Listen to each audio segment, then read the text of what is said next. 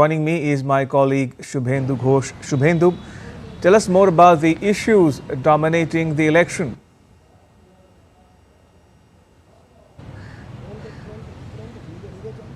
Hello Ramesh, three issues at the heart of the German elections. First, the Ukraine conflict, the Russia-Ukraine conflict. Second, the decaying economy, and the third issue is migration. If you look at it, the first issue, the Ukraine conflict, is really the reason for the cascading impact that the economy and the migration issue has had to face in Germany.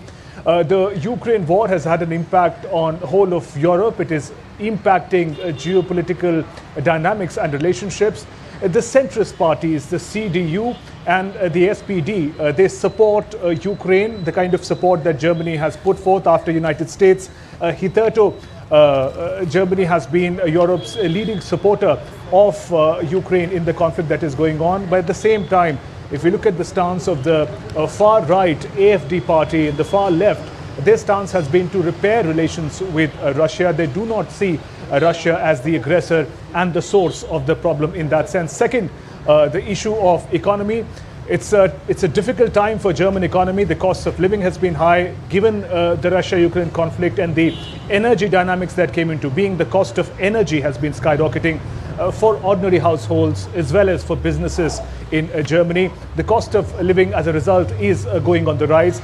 2 years straight, Germany's economy, the largest economy of Europe, mind you, and the third largest in the world, has been contracting.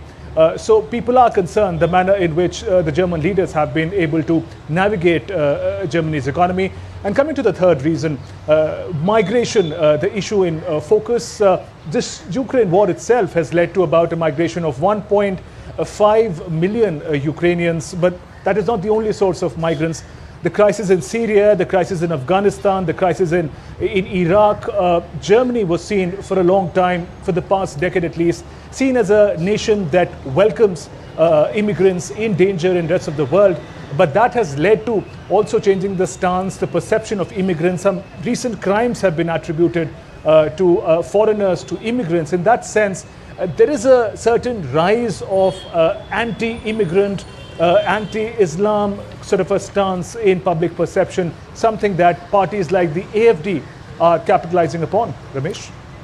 Talking about candidates and political parties, Shubhendu, who are the front runners for the top job? And what can you tell us about the AfD's political fortunes in particular?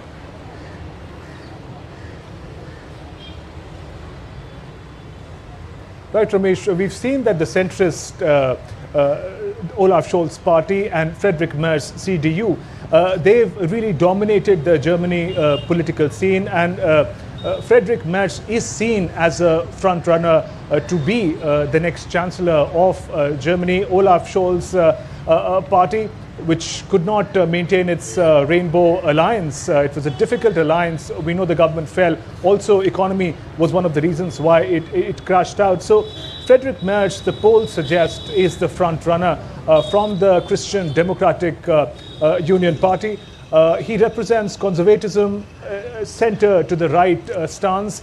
He did try to play around with the possible alliance with AfD, received a lot of backlash. AfD, a far-right party, still experiences a degree of political untouchability hitherto.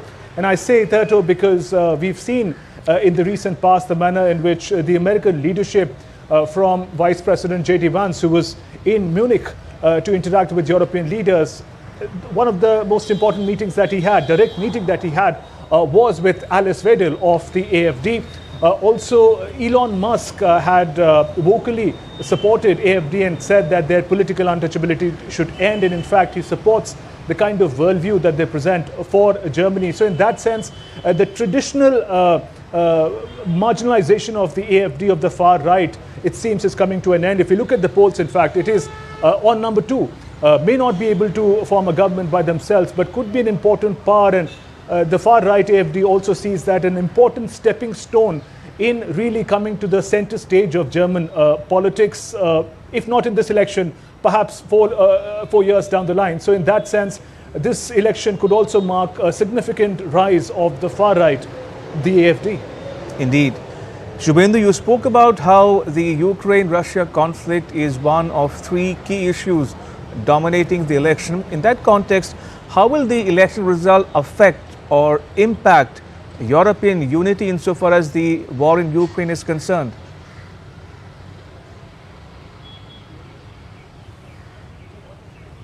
That's a hugely important question, Ramesh. We've already seen the manner in which the change of administration in the United States, with the new Trump administration coming in, and the complete 180-degree change in stance that they have on the Russia-Ukraine conflict.